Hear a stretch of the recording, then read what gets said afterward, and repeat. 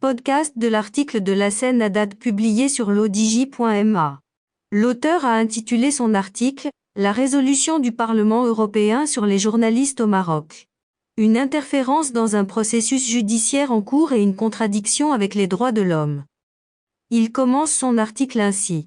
Le Parlement européen, PE, à travers le projet de résolution sur la situation des journalistes au Maroc, notamment le cas d'Omar Hadi, évoque un dossier judiciaire ouvert devant une justice indépendante d'un pays partenaire et interfère, de ce fait, dans le processus judiciaire en cours, ce qui est en contradiction avec les principes des droits de l'homme, a affirmé le président de la commission parlementaire mixte Maroc-Union européenne, Lassen Haddad. Dans une lettre adressée aux eurodéputés, au nom des membres marocains de cette commission, M. Haddad a rappelé que plusieurs partis ont cherché à faire croire, au nom des droits de l'homme, que cette personne, Omar Hadi, a été incarcéré injustement et arbitrairement pour ses opinions, alors qu'il s'agit en réalité d'un détenu de droit commun accusé de viol.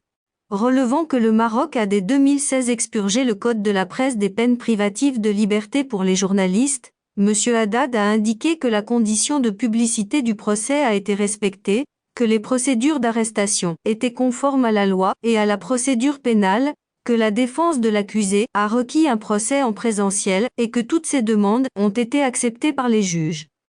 De même, a-t-il poursuivi, un délai raisonnable a été respecté pour son procès, ajoutant que l'accusé a été informé des accusations portées contre lui, a eu accès à l'avocat de son choix, et a pu disposer du temps et des facilités nécessaires à la préparation de sa défense, avec l'octroi de nombreux reports pour la préparation du procès, conformément à la demande de la défense. Comme pour tout autre cas de procès relevé par les ONG des droits de l'homme, les conditions d'un procès et d'un jugement équitable étaient présentes, a-t-il soutenu, notant que la réforme de la justice marocaine entamée depuis quelques années garantit un accès libre et intègre de tout le monde à la justice.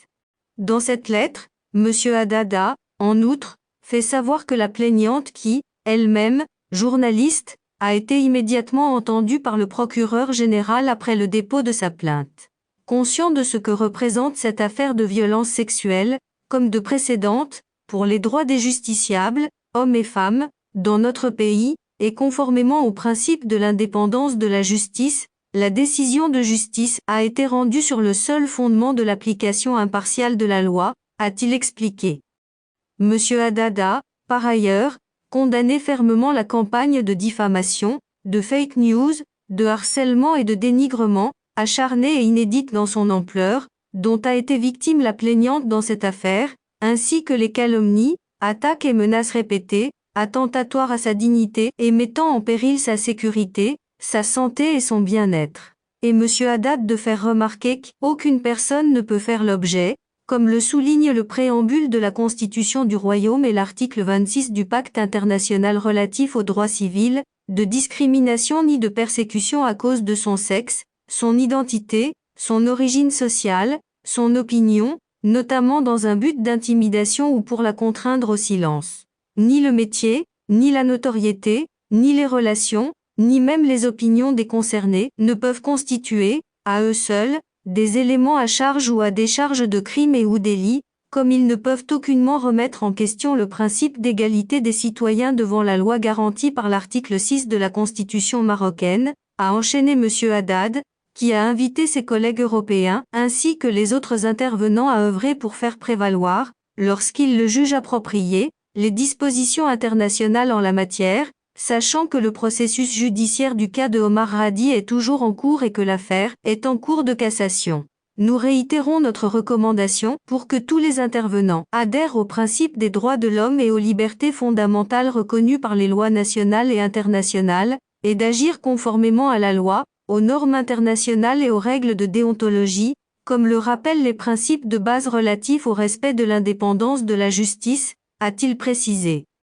M. Haddad a, d'autre part, indiqué que les députés marocains considèrent qu'il est urgent de faire en sorte que les femmes victimes de viols sexuels bénéficient universellement des droits et principes consacrant l'égalité, la sécurité, la liberté, l'intégrité et la dignité de tous les êtres humains. Nous sommes préoccupés de constater que la violence à l'égard des femmes va à l'encontre de l'instauration de l'égalité, du développement et de la paix, comme l'indiquaient déjà les stratégies prospectives d'action de Nairobi pour la promotion de la femme, où était recommandée une série de mesures visant à combattre la violence à l'égard des femmes et toute forme d'obstacle à la mise en application de la Convention sur l'élimination de toutes les formes de discrimination à l'égard des femmes, a-t-il alerté, reconnaissant que la violence à l'égard des femmes traduit des rapports de force historiquement inégaux entre hommes et femmes, lesquels ont abouti à la domination et à la discrimination exercée par les premiers, ce qui a freiné la promotion des secondes. Nous défendons avec force le droit de la victime de cet acte présumé de viol commis par un journaliste sur une femme,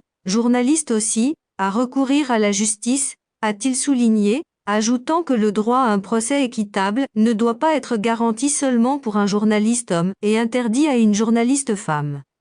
Et M. Haddad de poursuivre que les députés marocains, membres de la commission parlementaire mixte Maroc-UE, demandent à tous les eurodéputés d'être vigilants devant ce cas de figure qui est toujours en phase de jugement devant la Cour de cassation et de ne pas voter cette résolution, qui fait la promotion d'un journaliste présumé violeur aux dépens d'une journaliste, qui l'accuse de l'avoir violée et à qui le tribunal de première instance a déjà donné raison. Nous aurions souhaité que nos collègues eurodéputés se penchent sur des cas réels et avérés de violation de droits de l'homme dans d'autres pays du voisinage européen au lieu de se focaliser sur un seul pays partenaire et voisin européen de premier rang, qu'est le Royaume du Maroc et qui a fait des avancées très notoires en matière des droits de l'homme confirmées par le Conseil des droits de l'homme de l'ONU, le département d'État américain, les instances européennes des droits de l'homme et autres, a-t-il encore précisé dans cette lettre.